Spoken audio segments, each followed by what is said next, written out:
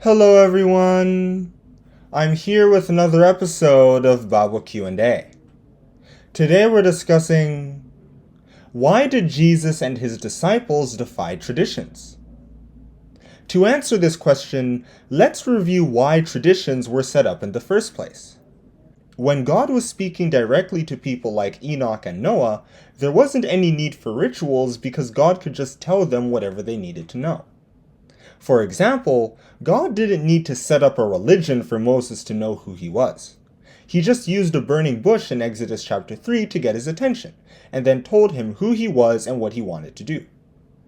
However, as Israel grew larger, God and his prophets couldn't do a miracle every time someone needed to be taught about God. There needed to be a system that kept knowledge of him alive in the population. This system would become Judaism, and traditions would be an essential part of keeping this system running. Traditions were physical representations of spiritual concepts, preserving them for generations to come. For example, the Sabbath, declared in Exodus chapter 20 verses 8 to 10, was set up to preserve the act of meditation among the Israelites. Just as God rested and reflected on his work on the seventh day of the creation week, Israelites would think about their deity after 6 days of the work week. What day the Sabbath was on or what work you could and couldn't do didn't really matter. It was the virtue, meditation, that was important. Traditions also helped remind new generations of previous events in their nation's history.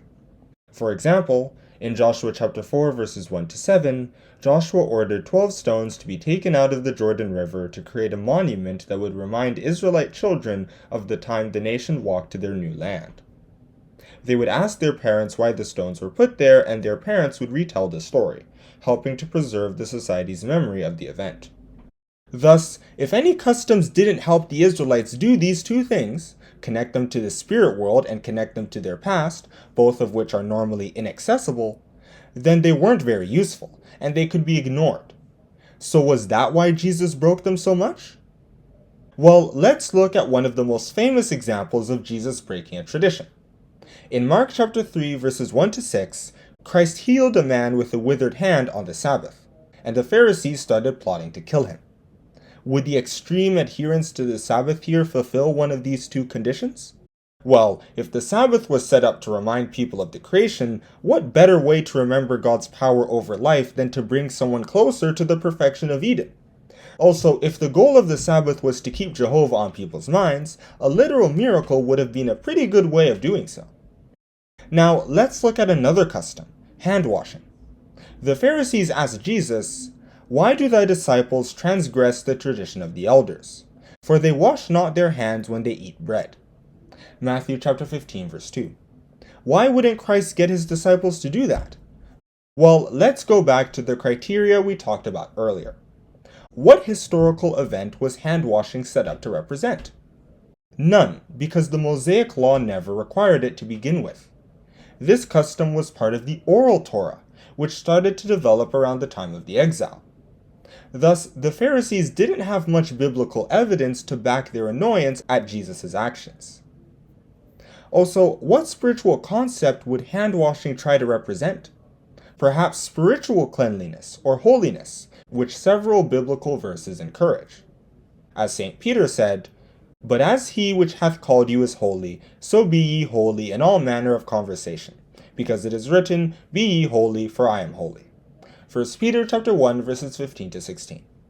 As time went on, however, people eventually forgot these concepts, and were only left with the rituals they created.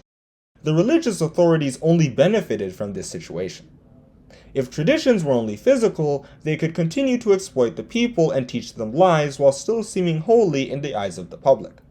Jesus told them, "Woe unto you, scribes and Pharisees, hypocrites! For ye are like unto whited sepulchres, which indeed appear beautiful outward, but are within full of dead men's bones, and of all uncleanness." Matthew chapter 23, verse 27. Their physical hand washing didn't remind them of the spiritual washing they needed to do on the inside, because they didn't even know what spiritual washing was. Thus, the traditions became meaningless, like the salt Jesus spoke about that had lost its flavor. "Ye are the salt of the earth, but if the salt have lost his savor, wherewith shall it be salted? It is thenceforth good for nothing, but to be cast out, and to be trodden under foot of men. Matthew chapter 5, verse 13. And that is where I'm going to stop with this Bible Q&A. Why did Jesus and his disciples defy traditions? They defied traditions because they had lost their spiritual meaning, and Jesus' mission was to create a new system that made the spiritual concepts they represented relevant again. Thank you for listening! Don't forget to like and subscribe.